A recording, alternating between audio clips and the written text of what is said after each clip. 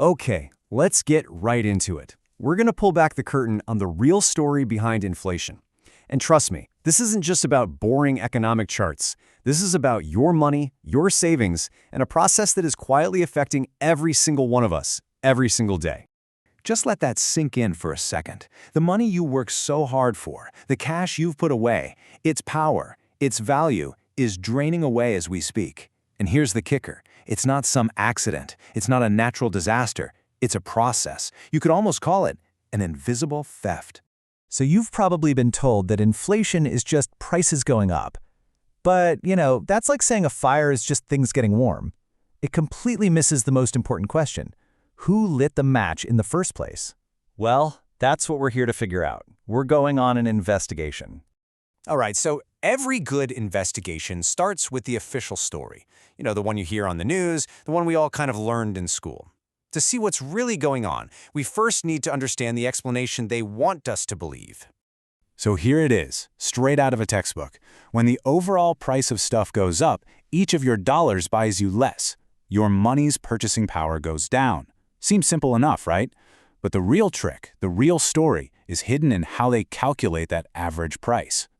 And how do they measure it? Well, with something called the CPI, the Consumer Price Index. Think of this as the official alibi in our investigation. The government creates this imaginary basket of stuff in average person buys. Some food, gas, a little bit of clothing, and they track its price. The change in that price becomes the official inflation rate. And here is where things start to get a little shaky.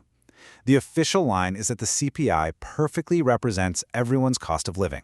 But come on, are you an average?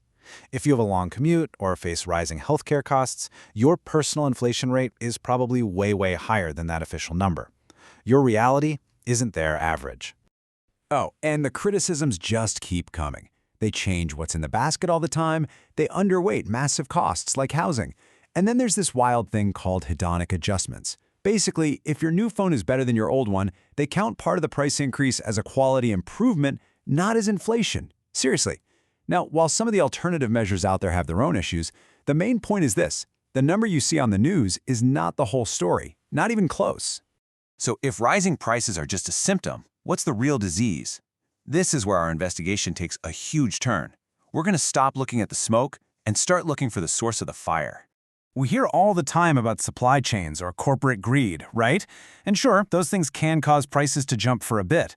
But the famous economist Milton Friedman argued that for persistent long-term inflation, there is one and only one root cause: a change in the supply of money.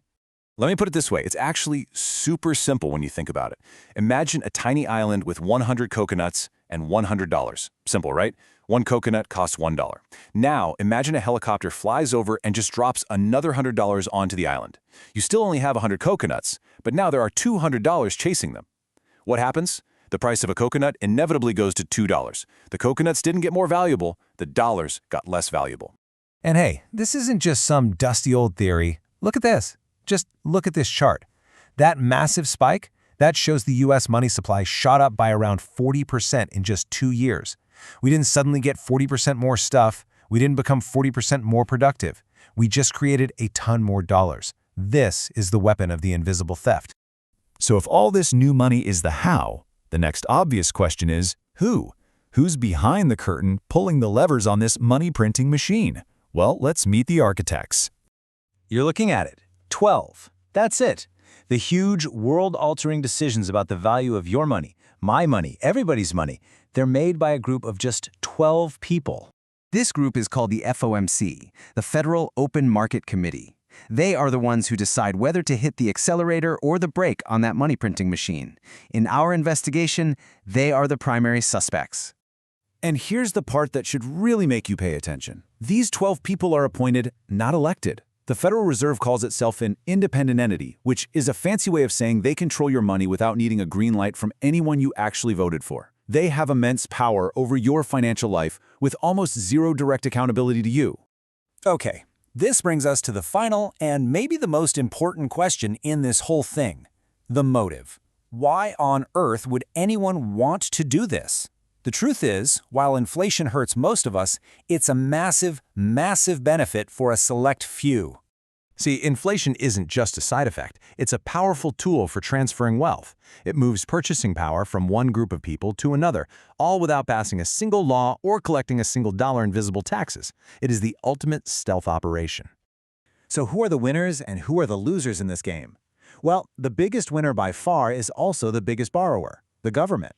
They get to borrow hugely valuable dollars today, and then, years later, they pay back that debt with dollars that are worth much, much less. Owners of assets like real estate and stocks also win big as prices get inflated. And the losers? Well, that's anyone saving cash. That's retirees on a fixed income. That's anyone whose paycheck isn't keeping up. Your savings account basically becomes a leaky bucket. So let's wrap up this investigation. What's the final verdict? We've looked at the official story, we've found the weapon, we've identified the suspects, and we've uncovered the motive. The conclusion here isn't just a summary, it's a fundamental shift in how you should see the entire economy. And this right here is the mind-bending part. It is so easy to look at rising prices and think, wow, the system is broken, it's failing. But what if it's not? What if this invisible transfer of wealth from the savers to the borrowers, from the wage earners to the asset owners, what if that's not a bug? What if it's the intended feature? So this isn't just some abstract economic lesson, right? This is about your life, your savings, your future. Now that you can see the invisible theft for what it is, the real question is, what are you going to do about it? How will you look at the money in your wallet now?